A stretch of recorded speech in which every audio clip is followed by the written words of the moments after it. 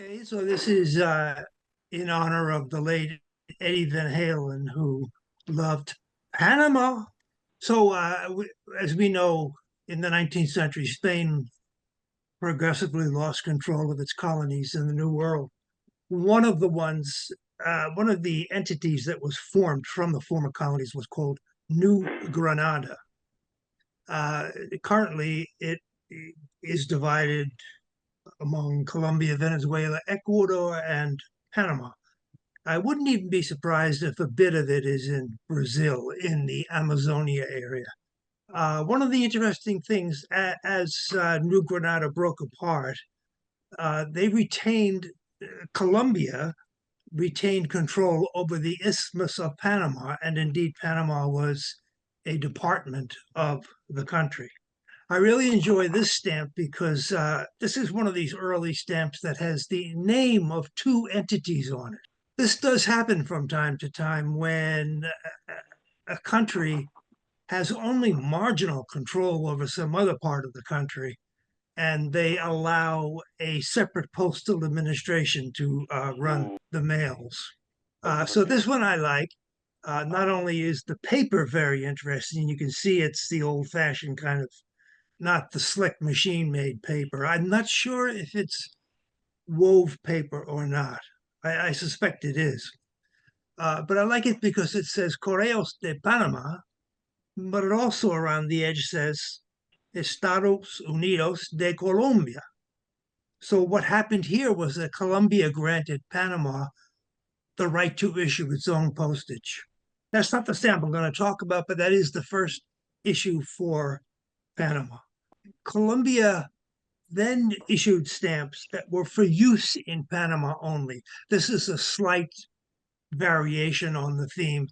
Instead of being produced in Panama for Panama, they are produced by Colombia, but only for use in Panama. And they loved putting a map of the isthmus on the stamp. That's one of those words I cannot pronounce properly, so you'll have to forgive me. I find it impossible to do a sibilant and a th sound adjacent to each other. The stamps here look to be the same, but if you look closely, you see the borders are slightly different. The map itself is different and some of the writing on it. But essentially, the theme is the same. And this is the theme of the stamp I want to talk about that continued in Panama for a long time.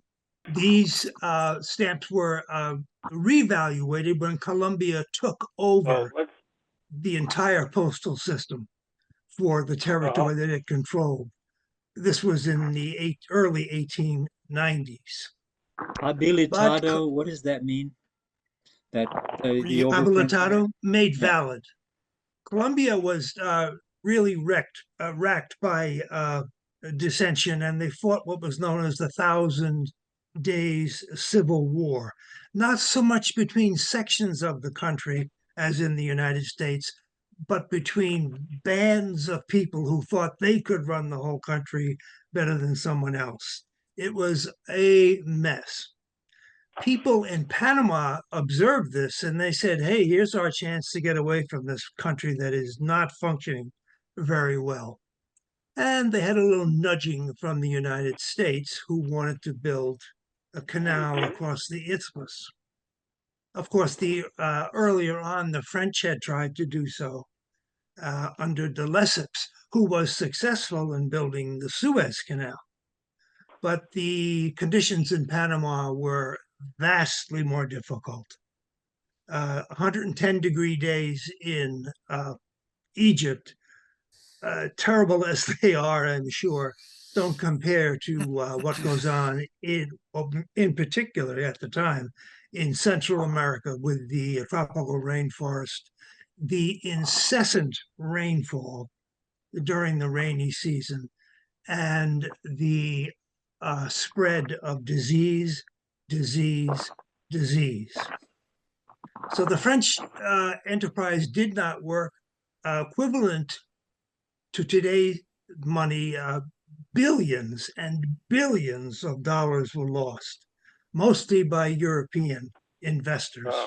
Panama did not quite succeed in getting its independence right away. And again, they had a lot of assistance from an empire, as Phil pointed out, that it was not an empire, that is the United States. Uh, but during the time when independence was likely but not as certain, in various cities in Panama, and I use the word cities somewhat loosely, then it would not big. We call them towns now. Basically, Panama City and Colón on different sides of the isthmus. People began stamping on the stamp, the map stamp of Colombia, and either saying Panama or República de Panama or something like that. As you can see here, the stamping was incredibly amateurish. In fact, there are so many varieties that the Scott catalog just more or less says varieties are worth nothing. They were just put on by anyone, anywhere, at any time. The map stamps continued, however, when Panama got more control of itself. Finally, it was independent. We're talking about 1903. Stamps of Colombia were overprinted Panama, as seen here, or again, República de Panama, and a overprint stripe was put through the word Colombia. As always happens with this sort of thing, at times the stripe totally misses, as you see in the green one there, the un centavo. You can read Colombia perfectly well. The Scott catalog uh, lists these stamps, and if anyone can explain to me why, every one of the Panama stamps listed Scott 8 through 184 is some variety of this map stamp from Panama. And why they skip about 20 numbers, I really don't know. I guess That must be usually, because that happens when stamps are delisted. They appeared in an earlier catalog, and then for some reason Scott decides they're not valid, they were not issued for postal purposes or something, and so they just delete them, but they leave the other numbers the same so that you get a gap. and when they do that, I wish they would show you what they took out and why they did. Yeah, But they don't do it. They just, as you right. say, drop the numbers. So there you go. So anyway, those 20 numbers or so are skipped. And I have a African American girl doing the skipping here in honor of the fact that most people don't know this. The Panama Canal was built almost exclusively with Afro American and Afro Caribbean labor. It Mm-hmm. was the whole thing was done by white people with their money and their intentions, and our uh, enthusiastic President Teddy Roosevelt. But the people who built the canal were almost exclusively of African origin. Well over 30,000 of them died from disease doing this under the French and then under the Americans.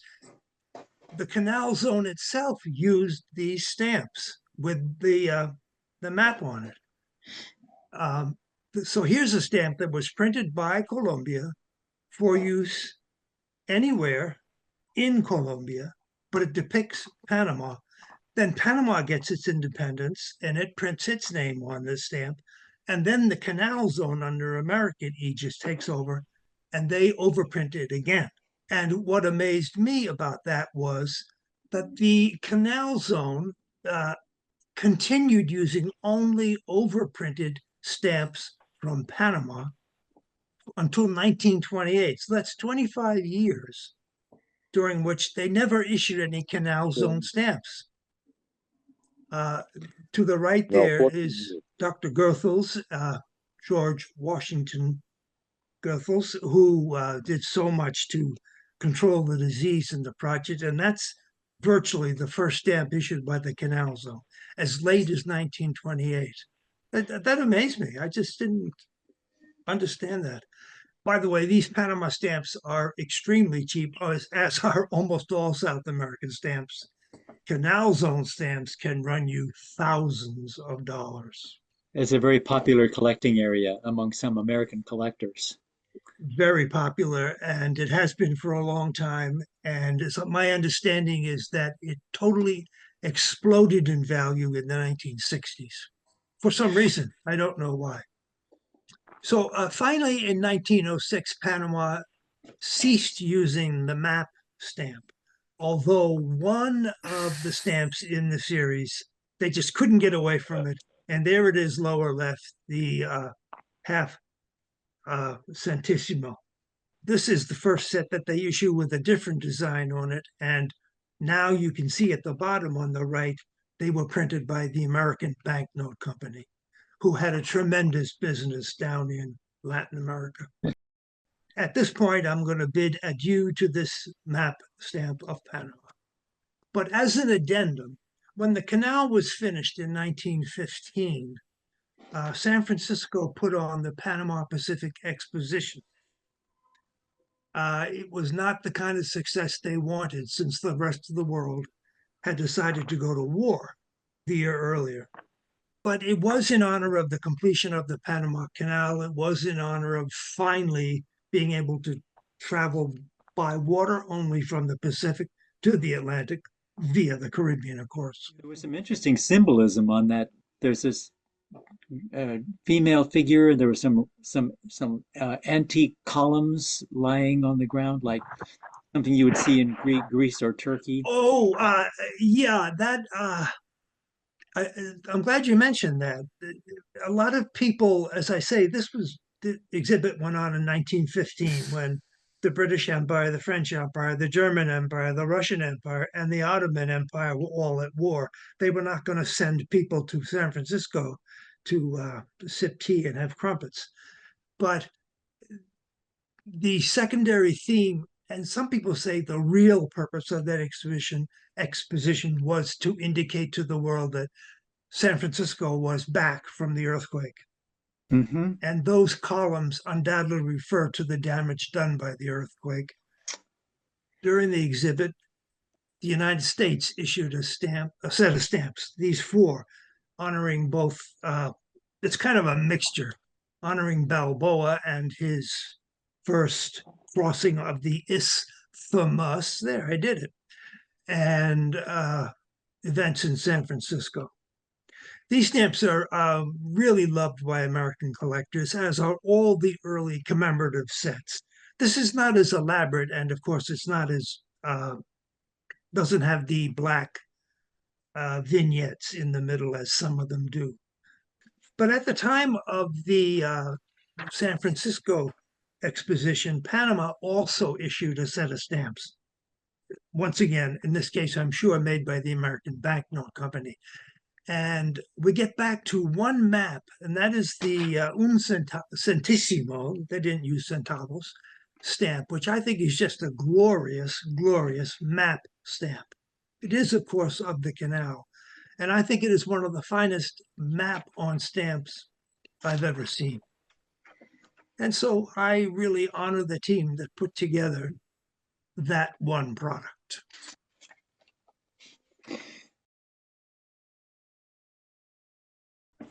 Can I show a Panama cover? Please. This is part of my philately and fraud collection. Charles Green was one of the associates of Doctors Peebles and Bobo of Battle Creek, Michigan, who sold phony prescriptions. You would write into them with a detailed description of your maladies, and for $5 they would concoct a prescription that would cure whatever was bothering you. And normally these prescriptions consisted of water, ethanol, and inorganic salts. And I just happened to have a Panama cover to Dr. Green registered, so it's got the registration stamp, the I guess 10 centavos. It's got a nice Mobile registry label. That's its entry point in the United States. And on the back, Ah, we have the stamp that Roger was just talking about. Thank postage you, on Ed. the Thank back. you very much.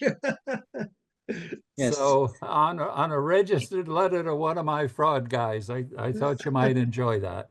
It's is that use of postage on the reverse of the envelope, is that common in South American countries? You see it I all the time with Greece in particular. I speculate. You see the four other glue spots or sealing wax spots on there. I Yeah. think because the climate is so humid, that helps keep the envelope sealed closed. Ah, okay. The amount of rainfall that falls in parts of Central America is absolutely astonishing. So that green stamp on the face side of Ed's cover is a registration stamp. Is that the right, idea? the 10 Okay. centavos registration stamp. Yeah. And it had a spot in it that you could write in the registry number of that particular